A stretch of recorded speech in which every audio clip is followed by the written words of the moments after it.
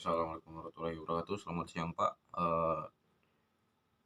Saya Muhammad Alif bin Baitul Nesam dengan NIM 220102023. Di sini saya akan menjelaskan sih. Nah, jadi saya sebenarnya akan menceritakan ulang apa yang saya sudah dapatkan, yaitu tentang artikel arsitektur komputer yang saya buat.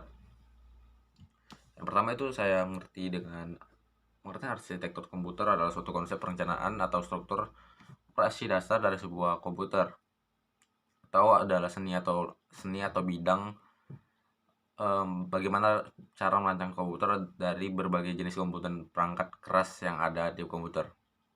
Sejarah singkatnya arsitektur komputer itu arsitektur von Neumann atau mesin von Neumann adalah arsitektur yang diciptakan oleh von Neumann pada 1903 dan sampai 1957.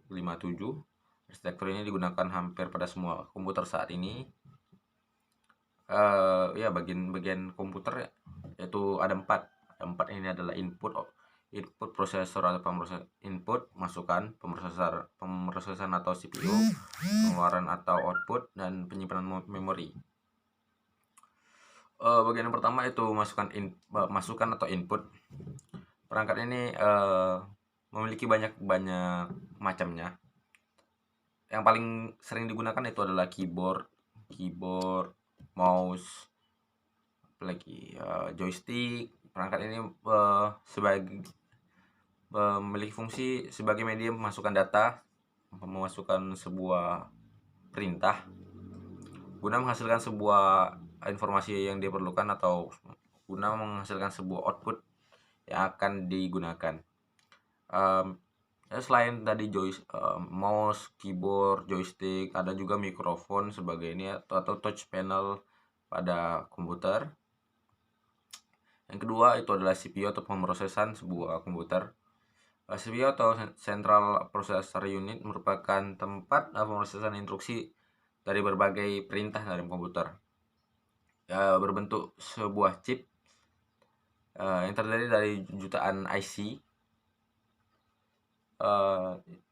Ini CPU memiliki dua bagian utama, yaitu unit kendali dan unit aritmatika atau logika. Unit kendali ini sering dibilang unit kontrol, dan unit aritmatika sering dikatakan ALU. Unit kendali bertugas mengatur kendala semua peralatan yang ada di komputer. Mengatur kendali input, output, mengatur instruksi dari memori data, mengambil data dari memori utama, atau menginstruksi ALU untuk memperhitung aritmatika dengan cara mengawasi kerja ALU-nya. Yang terakhir itu menyimpan atau memproses ke memori utama. Kedua dari bagian ini adalah unit aritmatika dan logika. Tugasnya melakukan semua perhitungan aritmatika atau matematika yang terjadi sesuai dengan program. Oke, yang ketiga ini adalah penyimpanan memori.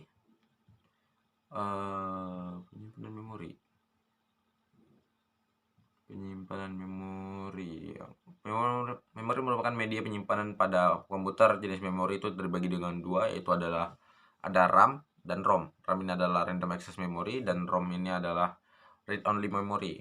Sebenarnya perbedaannya sangat gampang. RAM ini hanya sementara, temporary, dan ROM ini permanen. Tapi RAM ini dibagi lagi menjadi banyak tipe, yaitu DRAM, SDIRAM, SRAM, DRRAM, EDORAM, dan DDR.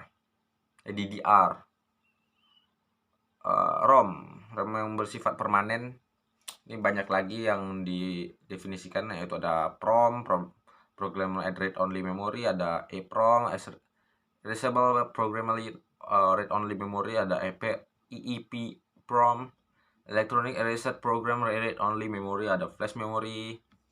Itu yang secara permanen, berbeda dengan RAM yang secara temporary.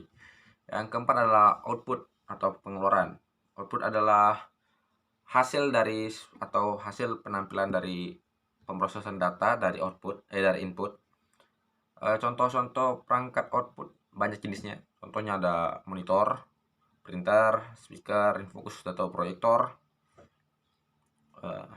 Selanjutnya ada jenis arsitektur komputer. Dari jenis arsitektur komputer ini ada empat macam yang saya tampilkan di artikel. Yang pertama itu SISD, singkatan dari Single Instruction Single Data, itu single berarti satu. Yang kedua adalah SIMD, Single Instruction Multiple Data, satu perintah tapi multiple data, tapi banyak datanya. Yang ketiga itu MISD atau singkatan dari Multiple Instruction Single Data, yang artinya ya banyak instruksi dan tapi hanya satu data. Yang terakhir itu adalah MIMD, yaitu multiple instruction and multiple data. Itu karena banyak instruksi dan banyak data yang digunakan. Yang terakhir itu adalah fungsi arsitektur komputer. Dari Science Direct, arsitektur komputer berfungsi sebagai perencanaan awal dari sebuah komputer dengan menggunakan bahasa pemrograman. Itu yang paling awal, itu yang paling umum. Arsitektur komputer masih memiliki beberapa fungsi lainnya, yaitu perencanaan awal komputer. Pertama, perencanaan baru ada mengontrol komponen yang ada di komputer. Lalu itu ada membantu menentukan aplikasi atau pemrograman. Yang terakhir itulah. Baik, segitu saja artikel yang saya bisa ceritakan ulang. Sekian, terima kasih.